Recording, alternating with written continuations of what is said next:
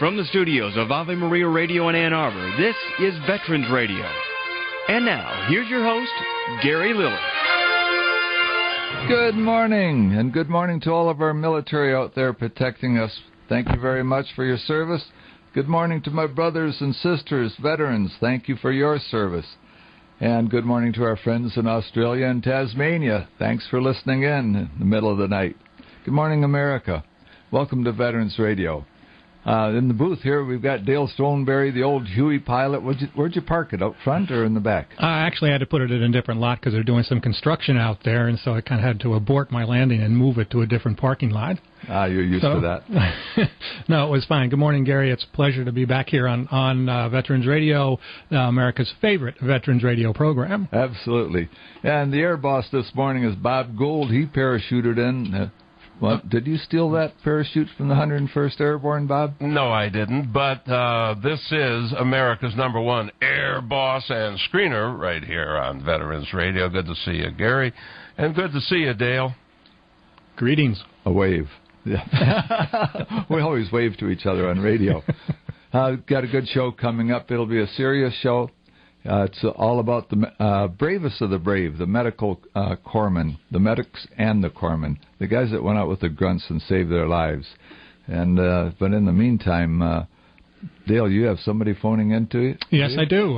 There was a number of articles that have come out recently regarding a number of suicides that are being committed by veterans. They've increased dramatically over the last few years. Not only is it that there are problems with Iraqi veterans returning home, but also Vietnam and Cold War veterans. The numbers are going up. In fact, I was looking at an article this morning that was sent to me, and it was somewhere in the neighborhood of 700 veterans a day, I believe it is, that are attempting or are committing suicide, and that's just unacceptable. And joining us on the line right now is Jerry Berry, who is with Operation Firing for Effect. And Jerry, I want to welcome you back to Veterans Radio.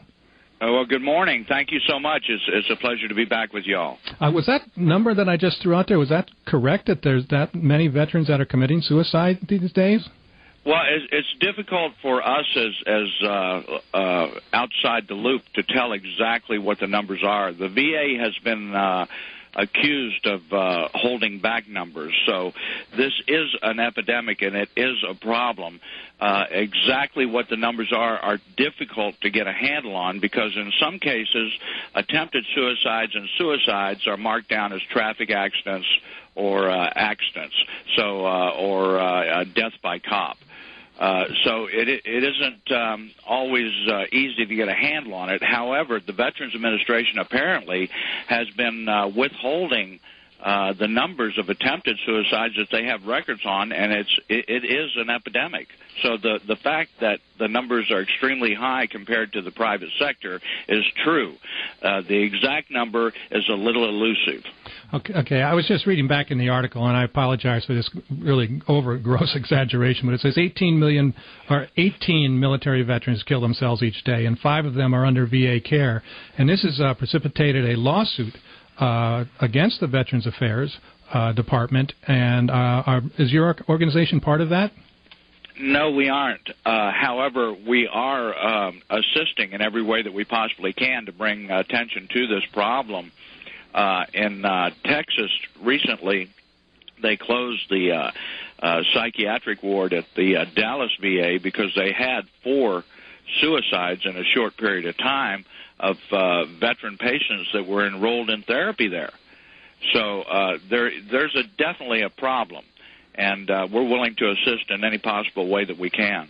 Well, I understand that Operation Firing for Effect has got a proposal out there that you want other veterans to participate in. What is it that you want us to do, Jerry? Well, we have several projects.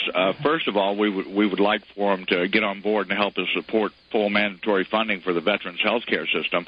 But we also have some projects in the works to protect land grabs of VA property happening across the country. One of them in West Los Angeles, where 16 acres of property that was deeded over to the Veterans Administration in 1888 for the sole purpose of being used for homing, servicing, and providing services for our veterans, is right in the middle of Brentwood, California.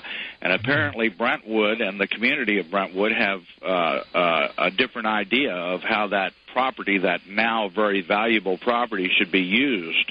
And the veterans in West Los Angeles are protesting every Sunday at the location, and they're asking for everyone to send their retired military flags, the ones that you would normally burn in a ceremony. Mm-hmm. They want to try to get one more use out of them, and they want to surround that 16 acres of West LA VA property with tattered American flags, and I think that's somewhat commendable, because no matter what condition the American flag is in, it's representative of this great country of ours, and the fact that these are tattered and torn and worn flags is kind of symbolic to our veterans. Right. What if somebody wanted to donate a flag for that demonstration? Where would they send those?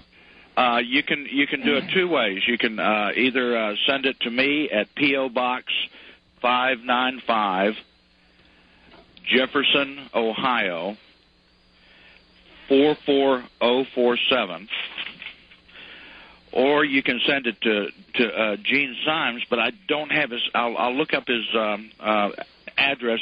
It's I don't know his zip code offhand, okay. But just use my address. What was that? Could you repeat that again for us? Yeah, P.O. Box 595, Jefferson, Ohio 44047. And okay. If you have an old tattered American flag, let's give it one more. And at the end of this demonstration, we are going to have a ceremony and properly burn these flags under the guidelines of the protocol to do that. But if you have a tattered flag, we sure could use it to help bring attention to problems facing West L.A. veterans. Okay, well, we have to cut you off here, unfortunately. Again, that if you want to send your flags to help out with this demonstration, it's to Jerry Berry. That's J-E-R-E, Berry, B-E-R-R-Y, P.O. Box 595, Jefferson, Ohio 44047, correct? That's correct. Thank you. And you can also go to, you folks have your own website, is that correct? Yes, it's www.OFFE2008.org. Okay. And we're involved in some very interesting projects at the forefront of the battle to protect, improve, and service our veterans. Okay. Jerry, I want to thank you very much for being on Veterans Radio. We'll get that information up on our site as fast as we can. And, Gary, I'm going to turn it back to you. Thanks very much, Jerry. Thank you. Thanks, Dale. Thanks, Jerry. That's a good use of our flags. That'll send a message. Bob, you have some welcome homes. We're bringing troops home every day. Let's say welcome home to some of them. I've got welcome home. Welcome home each week on Veterans Radio. We welcome home servicemen and women who, in the service of our country, have been stationed around the world. Dateline Myrtle Beach. After serving for more than a year in Afghanistan, 14 soldiers from the 1st 263rd National Guard Unit arrived home to the local ROTC, Colored Guard, and family and friends. Dateline, Wausau, Wisconsin. About 125 soldiers from the Wisconsin's Army National Guards, Troop E, 105th Cavalry, are safely back in the United States after completing an 8-month mission in Iraq. The soldiers arrived in southern Mississippi last night and are completing demobilization processing this week at Camp Shelby, Mississippi. Dateline, New Hampshire. The Granite State welcomed home the citizen soldiers of the New Hampshire National Guard's 34th Rear Area Operations Center. They are from an 8-month mission in Mosul, Iraq. Dateline, Maryland. There's a simple yet ironclad rule, and that's in the local Fogel family of Frederick, Maryland. Quote, Mom gets the first kiss and hug with her son, PFC David Fogel, end of quote. The rule was put to the test as the Maryland Army National Guardsman himself and 124 of his colleagues in Company A, 175th Infantry Regiment, returned home to Maryland after a nearly year-long deployment in support of Operation Iraqi Freedom. Dateline, Fort Riley, Kansas. Hey, that's right, Fort Riley. I was there for a while, folks. Yes, Camp Funston. All you that remember that, raise your hands. Okay. Welcome home celebrations for soldiers returning from Iraq have become a regular occurrence at Fort Riley. More than 3,400 soldiers with the 4th Infantry Brigade Combat Team, 1st Infantry Division, the Big Red One, are returning to the fort and to their families. Fort Riley officials say the 4th Infantry Brigade Combat Team Infantry, better known as the Rashid Security District of Southern Baghdad, conducted operations that resulted in the capture of more than 200 high-profile targets.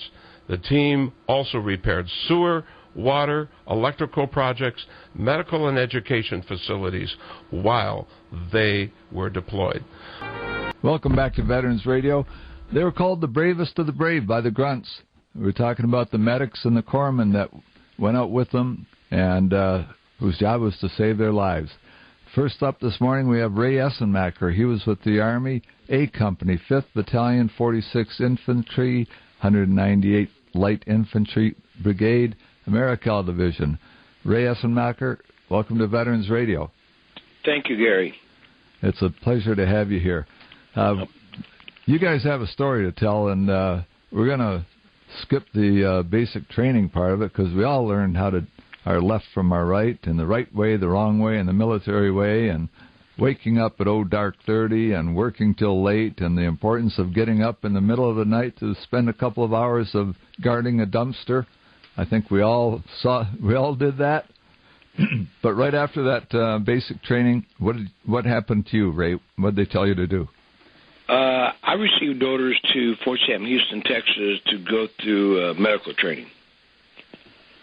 I wasn't really happy about going that way. I wanted to go infantry or armor or combat engineers, but my drill sergeant quickly straightened me out and said, you go, you serve the infantry, you get your CMB, and you'll be respected for the rest of your military career. So I went to Fort Sam, Houston, Texas.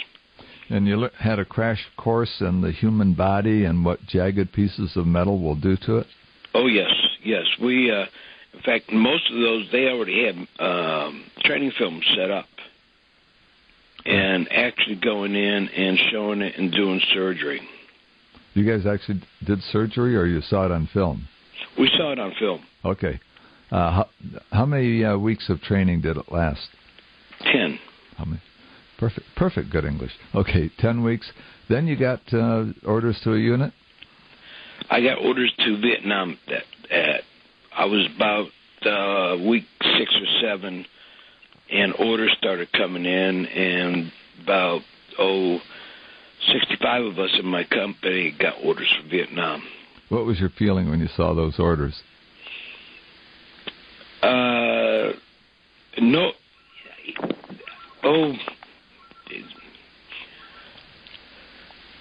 Cell phone. Well, at least I knew where I was going.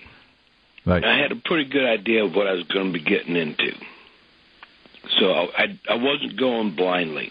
I mean, it always had enough time on the news that, you learn pretty quickly what's going on in the combat zone. What year was that? What month?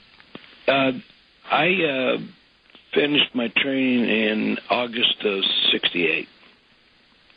And so by that time, the war was in full swing at the time, and you'd seen it for a couple of years on the news, and you knew that it was serious. What you're going into was the real thing.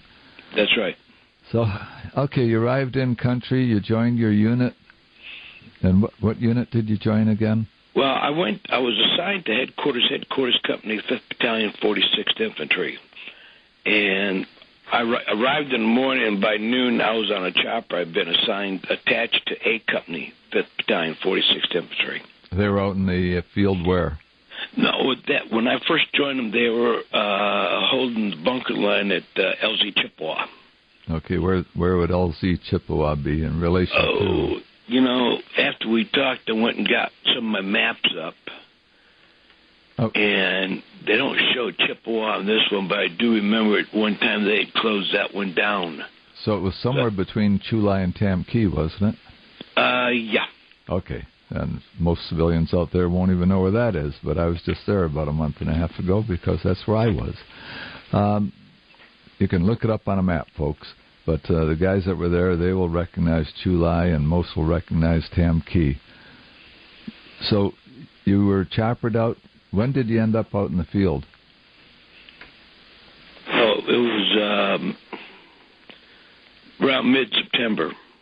You went out. 68. You went out by helicopter. Yes, I did. What was going on in your mind as you were going out by helicopter to join? Well, first time on a helicopter. Right. And of course, over there, we know during the hot season, they take the side doors off. Yep. And my fear was I was going to fall out of that helicopter. I flew that way one time, and it's funny because I had the same fear. Yeah. After a while, you got used to it, I understand. Yeah, then you get to understand the physics of it, and it's kind of hard to fall out. Okay, but what was going on in your mind? Were you thinking ahead about, battles coming up, wounded, how you were going to react? No, not really. The thing was I left fingerprints on the aluminum post. Okay. Because the only thing I could think of on that flight was I don't want to fall out. Nothing else had entered my mind at that time. Okay, perfectly natural feeling. When you arrived with your unit, what were they doing? They were holding the bunker line on, like I said, LZ Chippewa. So for the first, maybe about a week, that's where I was at. You got acclimated. Yes. Acclimated to the weather, acclimated to the fact that, hey, I'm in Vietnam and there's a war going on. When did you see your first action, Ray? The next day. The next night because we got hit. Didn't take long to get acclimated, did it? No, it did not. When you say you got hit, was that incoming or was it human bodies coming against you? NVA got through the wire. Okay, so you had them inside visiting you? We were fighting with them inside the wire.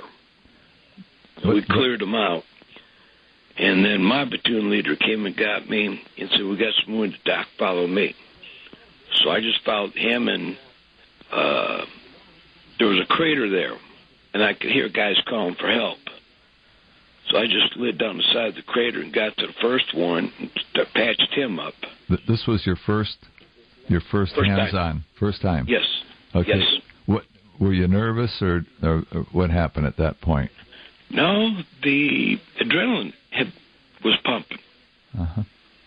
I wasn't afraid at that time. Your training kicked in? I did, pardon? The training kicked in at that point? The training kicked in. I did my job. I took care of the patients. I helped get them out of there. Then the fear struck. What did I just do? And but you had another guy to take care of. Yep. So what happened at that point? You went back to work on the other guy? No, I already had both of them out, and they were dusted off. Oh, okay. You got them. You took care of both of them, and then the fear hit you. Okay. Yeah, after I got them out of there. What was the second guy's wound? One guy was in the leg, and the other one was in the arm. Life-threatening, but not life-threatening, or they all depends on where they hit, right? It depends on where they're hit. The most serious one I consider the most serious one's hitting the leg because of the size of the femoral artery. If that gone, if that had been hit, I'd be fighting a losing battle. So then, eventually, you went out in the field. You're on patrols. Yes. Company size, platoon size. Did them all, company and platoon size. Okay. What was the most dangerous? What was the most common wound that you had to treat out there? Basically, gunshot wounds and wounds from especially like mines and mortars and rocket attacks, plus the ground fire. It was all of them. So fighting starts. Somebody's hit because usually a mine or it's an ambush that you've walked into, right? Yeah. And so it's usually one of the guys up front, is it? Yeah. And where would you be? No, I'm in the back. You're in the back, but I stayed mainly towards the back of of the platoon. Right, but where did the wounded guy... Well, they were always up front. Always up front. So what happened then? You'd hear the call? Yes. I would hear the call. I'd hear him call for doc or medic or crying, and I would just hustle down the trail to get to him and take care of him and get him triaged and get him shipped out. Were you under fire at any time? I was, yes. So your job was to ignore the fact that you were being shot at and to treat that guy that was wounded, right? That's what I did. Exactly what I did. Might not have been trained that way. Right. But I am a medic. I'm going to do the best job I can. The guys need me. I do whatever I can. That's what I did. You had to see some bad wounds at times like that. Yes. The worst ones mainly were from mines. What kind of mines were they? Well, they could be little... they were called M2 mines, or basically take off part of the foot. Those are the small ones. Guy got that. Basically, he's going to lose half his foot, and you bandage him up and set him out. Probably one of the worst ones is the Bouncing Betty. What was Bouncing Betty? Bouncing Betty was a tripped mine that would go up about 6 feet in the air, and on its way down, it would go off. So it would tear up somebody's back if they didn't have protection on. I want to go back to that mine that I think the slang was toe poppers too. Yeah. From a military strategic or tactical standpoint, those were the most effective because you kill a guy, he's dead. You wound a guy like that, somebody has to treat him, and a couple more guys have to drag him out of the battle to get him to safety, correct? Yep. Okay, so you cut down the forces a lot more by wounding somebody than by killing them. Yes. Okay, so these Bouncing Betties were tough. What would the wounds look like? Well, again, if you had a flak jacket on, it would absorb most of it. If you didn't have a flak jacket on, or a rucksack on, it would just tear the back to ribbons, and they would be all deep wounds. Would these mines be accompanied with ambush? I don't recall that happening. Okay. But I was in places where somebody took a step and a Bouncing Betty went up. We all hit the deck, and it landed. It was a dud. We backed out, blew it in place, got back in formation again, moved out. The same guy took another step and popped up another Bouncing Betty. We all hit the deck again. This one came down. This one was a dud.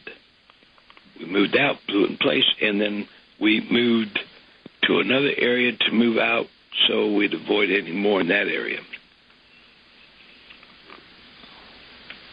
What happened in the next area? The next story? The next area, yeah. On the next area, we were able to walk out. It wasn't mined. Oh, okay. So you had told me yesterday that one guy tripped 2 duds and then the third one wasn't. That's right, on 31st of January. Tell us about it. He had been the first platoon leader for 1st Platoon. He was a real good officer. He kept me from probably doing harm to myself when I was going to go back with my M16, and we waited until morning and found us sitting on an unexploded Chi-Com grenade. I mean, he grabbed me by the shirt and said, "No, Doc, you're not going." He had did his time, and they moved him to the rear, and they made him XO of the company. We were in January, we were on an operation called Russell Beach, and on payday he came out to pay the troops, to help keep morale up, and also because a lot of guys would say, "Hey, just send this home for me," or whatever. And he came out. He was going down Rice Paddy Dyke, and he stepped on his 3rd Bouncing Betty. He had no rucksack, no flat jacket on, and because his back was cut to ribbons, and 3 of us medics worked on him. We packed his back, rolled him onto a poncho, put pressure on it, tie it off. We started 2 IVs on him, and we put him on the dust. Well, we didn't even have a dust-off chopper. Excuse me.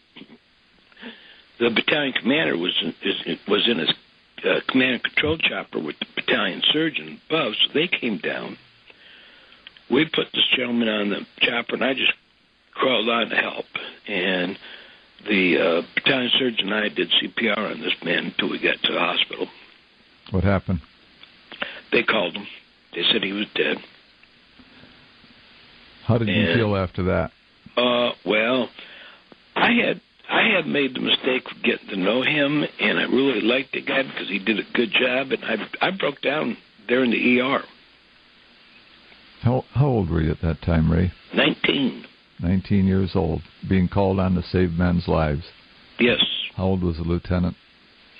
I'd say about 23, 24. We've got about 45 seconds left. Did you have a thought that you wanted to throw in about the action that you were involved in? Well, it's just to remind people, freedom has a sweetness to protect it we'll never know. We know what freedom's like because we fought for it. And sometimes freedom by the rest of the folks is taken for granted. But veterans do not take freedom for granted. We know what the cost of freedom is. Well said. Ray Essenmacher, medic. Stay on the line, Ray. We're going to have your old friend Rick Whitson on right after this. We're going into a break. We'll be right back. Okay.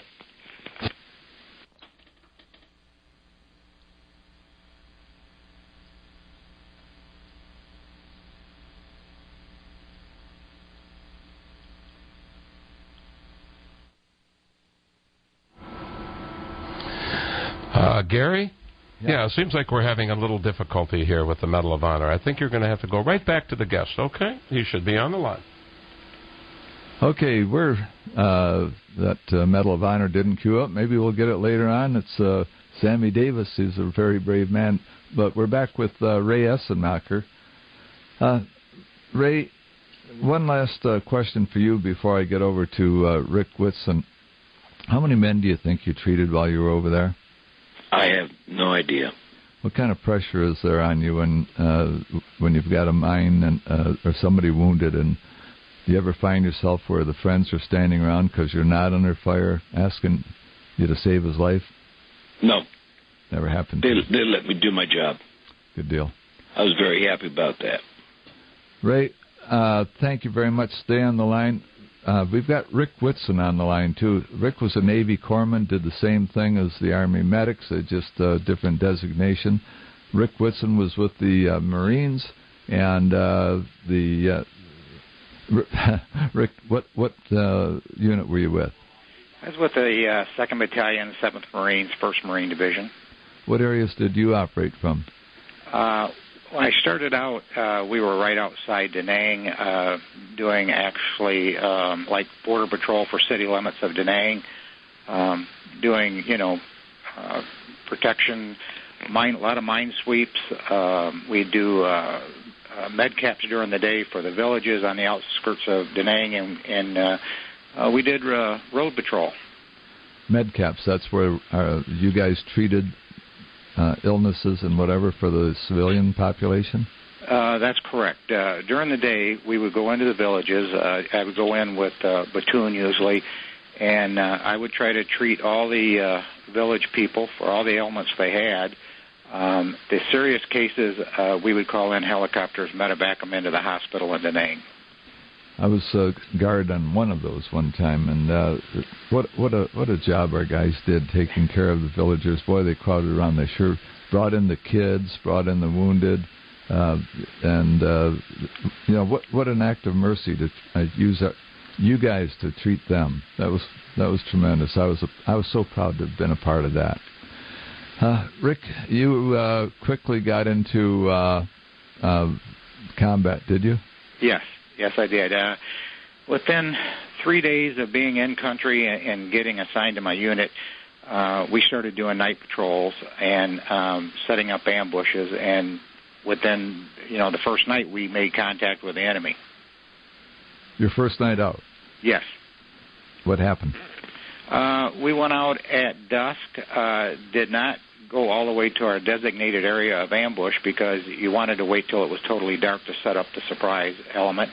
And we set our claymores out, and about 2 o'clock in the morning, we heard commotion, and the enemy attacked us, and we fired back. They always seemed to know where you were, did they? Oh, absolutely. Pretty hard to keep quiet when you're moving out into the jungle. Did they come in on the run, or did they just put fire on you? They just put fire on us that night, Gary. Did you take any wounded? Not the first night. I imagine you breathed a sigh of relief? Absolutely, because, being new to the unit, the Marines kept questioning me how I was going to respond and act during the heat of fire. And, of course, that was in the back of my mind. How was I going to react also? I did a lot of thinking about that. Well, these guys were really, these guys could have been wounded in the next 15 minutes, the next 15 days, and you're the one that was going to save their lives. So that's interesting. I never heard anybody say that before, that the grunts were asking how good were you and how you were going to react. But we're coming up to that break right now. And Rick, stay on the line. We'll be right back. Okay. We're back on Veterans Radio. The story today is about docs, the medics and the corpsmen that went out there with the grunts to save their lives out in the field under intense fire at times. Rick, you told me about an ambush that was a horseshoe-shaped ambush that was one of the worst ones you'd been in. Tell us what happened that day. We were on Operation Allenbrook, just outside or just a little east of Liberty Bridge. We were trying to engage the enemy. We were a battalion-size operation. We were running low on supplies, and they decided to send my platoon with 2 tanks and 2 Amtraks back towards Liberty Bridge. We were probably 2 miles away from them for resupplies of ammo, medical supplies, and food. And they told us, this is good duty today. It's going to be a cakewalk. And like I say, we've been out there for about 3 or 4 days, and we'd had a little bit of skirmishes with hit and runs from the enemy, but really hadn't engaged them. And we were about 30 minutes away from battalion when we walked into a horseshoe ambush. They opened fire on our right. We turned to the right to return fire. They hit us from the rear. We tried to move forward. We couldn't. We tried to back up. We couldn't. We were literally pinned down. We had 5 wounded and 7 KIAs right off the bat, and one of the other KIAs was the other corpsman. So now I realized that, oh my gosh, all the medical treatment is in my hands at this time. How long had you been in country? I had been there about a month and a half. I've heard about Allenbrook from some guys that were there, and I read a story about it. The heat was tremendous that day, or over those days. It lasted a number of days, right? Right. So you had people die of heat stroke even? Yes. I was treating heat casualties. It was extremely warm, and of course we were running low on water. That made it difficult to treat these fellows. And, you couldn't, being pinned down, we couldn't pick our shady areas to get into for treatment either. What type of terrain was it? It was actually it was a flat area. It wasn't rice paddies, but it kind of reminded me of farmland that had with the tree lines in a square with the open area in the middle. And you were in the middle of the open area? Yes, we were, because the enemy was using the tree line as protection. All 4 tree lines? Yes. Bad place to be. And you had 7 wounded, did you, scattered around? I had 5 wounded and 7 dead right off the bat. 5 wounded right off the bat? Yeah. And they were obviously not conveniently located? No. What did you do? Of course, they were calling corpsmen up. I was trying to maneuver, and enemy fire was coming in real heavy. I was trying to get to the wounded and crawl to them to treat them. Some Marines would bring the wounded to me. They were good about that. But, I didn't think about the intense fire going on around. All I could hear was, them calling for me, and they needed help. That's an amazing thing you just said. There was an intense firefight going on, and you only heard the voices of the people calling for help. You did not hear the fire?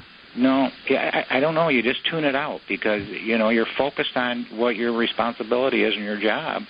And my job was to keep those guys alive so they could, hopefully keep me alive. What kind of wounds did you treat that day? With the ambush that day, I was treating gunshot wounds. I got a lot of chest wounds because the Marines would kind of get up a little bit to return fire, and that's when the enemy would shoot them, and most of the times it would be in the upper torso. I had a couple of head wounds that were very severe. That was very discouraging because there wasn't a lot you could do with them. So that's where part of the brain would be showing, right? Right. And we had battle dressings. We had a limited supply of medical supplies back then.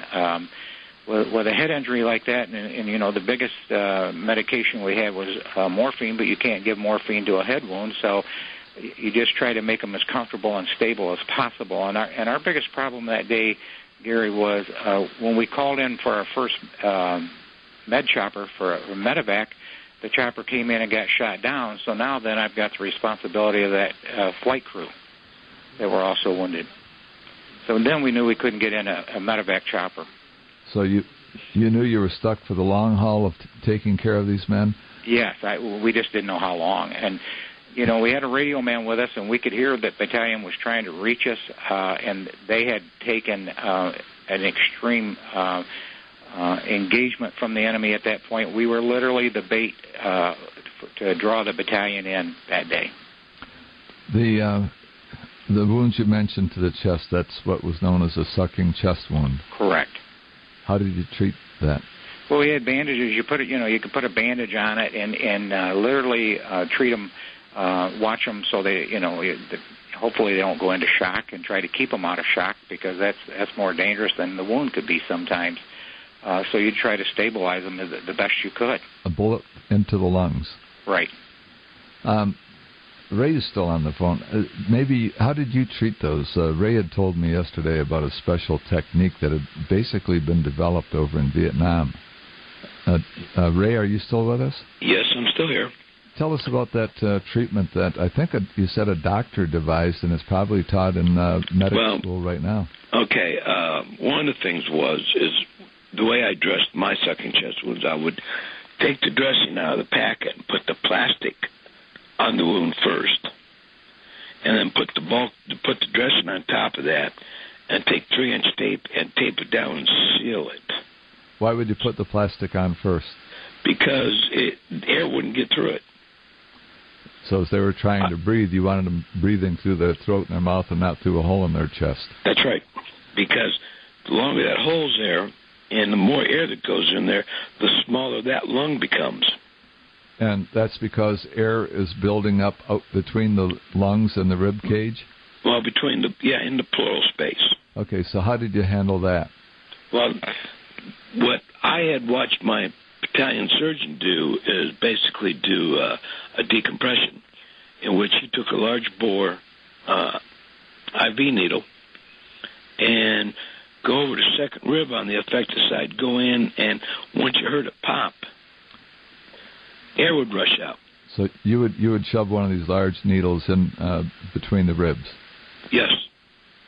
That would over the top of a rib. Over the top. Can't do it underneath. You got to do it over top of a rib. Okay, and then the air would rush out, and then what would you do? Then we could use anything that we could make a flapper valve out of. Such as a surgical glove? Yes. Surgical glove, and put a little hole in the end of it. So that way, when the patient breathed in, it would clamp down. No air would go into the pleural space. When he'd exhale, then the air gets pushed out through that needle and through the flapper valve, and then it shuts down for his next breath. Would you use the whole glove or cut a finger off or what? Just cut a finger off. Just cut a finger off and tape it on. Rick, did you guys use that same technique? Yes, we did. And one of the other things we did, Gary, is that when we were running short on supplies, is that When you didn't have the special bandage with the plastic on the back, we would use cigarette wrappers. My Lord. Yeah. Okay. Hey, we're coming up on a break again, so I'm going to ask you both to stay on. You'll be right back. We'll be right back with Veterans Radio. Please stay tuned. These are amazing stories you're listening to. We're back on Veterans Radio. We're talking about docs. We have Ray Essenmacher, who is an Army medic, and Rick Whitson, who is a Navy corpsman, both out there in the field, the guys that took care of the wounded. Ray, how many months were you out in the field? 10.5. 10.5. And what brought you back in? I was only supposed to be out 6, but I decided to stay out and take care of my guys. When it got to the point that it was initially, when I moved, one grunt would follow me and cover me if they were able to. It got to the point there, after being out over 10 months, that I had more and more guys covering me, and I'm telling them, get back to where you're supposed to be. I'm okay. And they kept saying, Doc, you've been with us too long. We're going to make sure you go home alive.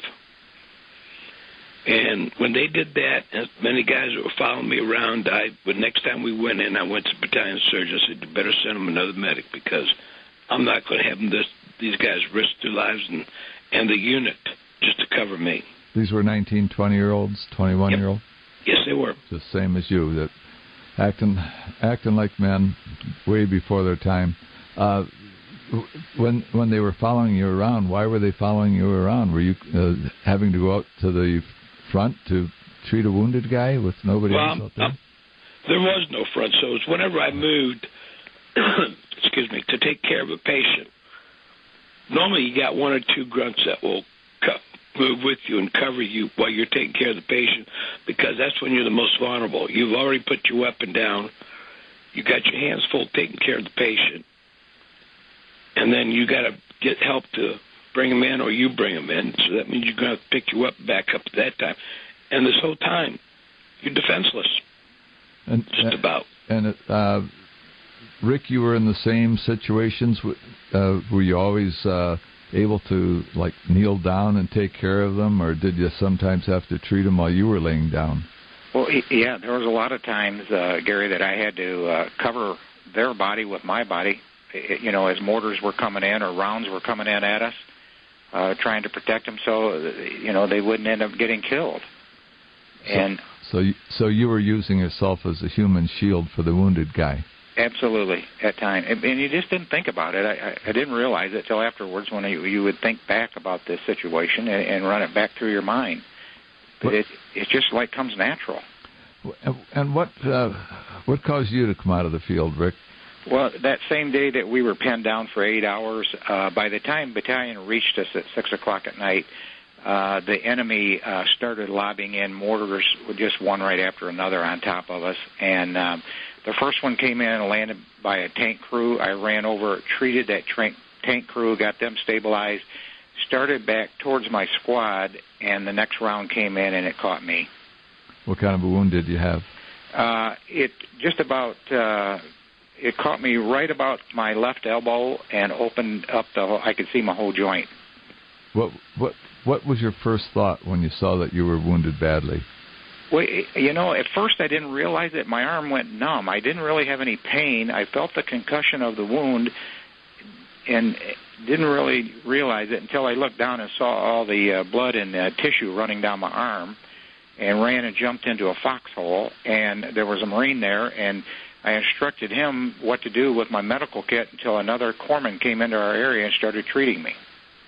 So you had been the last corpsman that was available prior to that, right? Correct. But finally the battalion got to you with more corpsmen? Yes.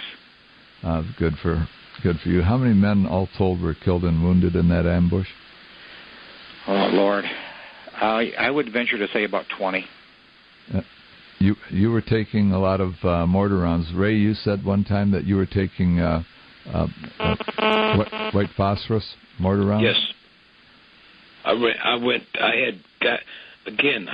stayed towards the back of my battalion because it's a lot easier moving up than down.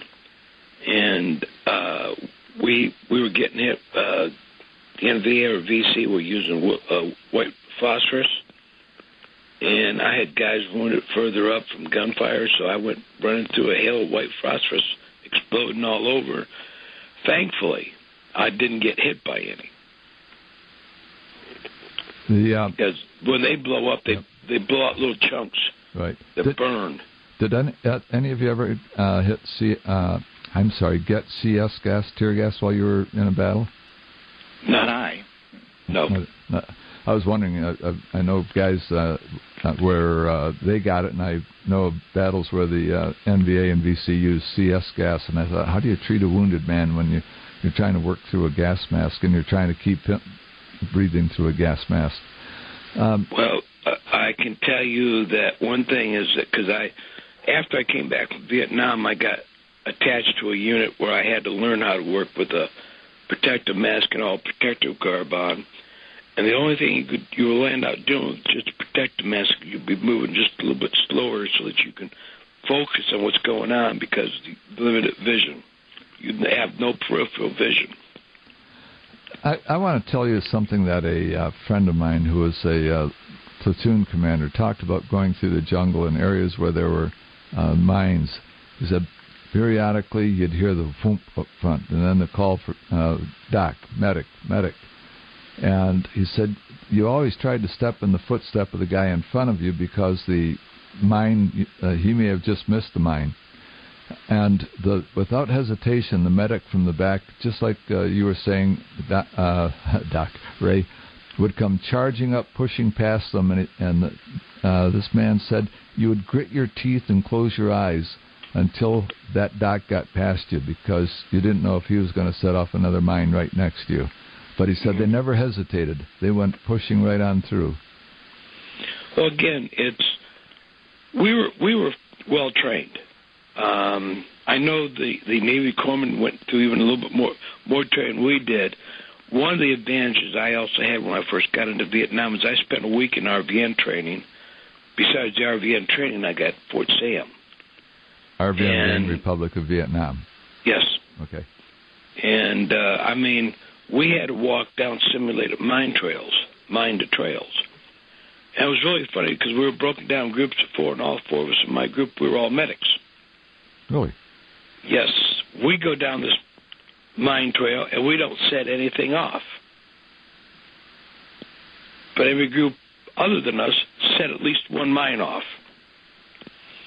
So my only thing is somebody upstairs was taking care of me. And us, I should say. Yep. The people, when they hear about all these mines, they tend to think that it was the Americans that scattered the mines all over the place. Mines were as big a threat to you guys as ours were to them. Absolutely. Definitely. On the Batangan Peninsula in I Corps, we did the Russell Beach operation. That was one of the heavily mined areas by the VC and NVA that I'd ever been into. I mean, all my casualties for 3 days in a row were because of mines and not gunfire. Who was it, General, that led the first Gulf War? Why am I drawing? Schwarzkopf. General Schwarzkopf. General Schwarzkopf said the Batangan Peninsula was the one place he hated most to go. We're coming down to the end of the show, and I asked Ray what his thoughts were and what he wants people to know, and I'm going to ask you the same thing, Rick. What do you want people to know about your experience or our experience? Well, I look back on it, and I think I went over there and just tried to do the best job I could as a corpsman and tried to save lives, as many as I could. And, I don't think of myself as a hero. I just think of myself as the guy that really just did his job. And as I said to you last night, one of these days my mind is going to be able to process that term. I just did my job. My Lord. You weren't delivering pizzas. You weren't writing papers. Doing your job meant saving broken bodies and charging up hills. And I can't process that. I was just doing my job. Ray Essenmacher and Rick Whitson, thank you so much for being on Veterans Radio. The time has flown.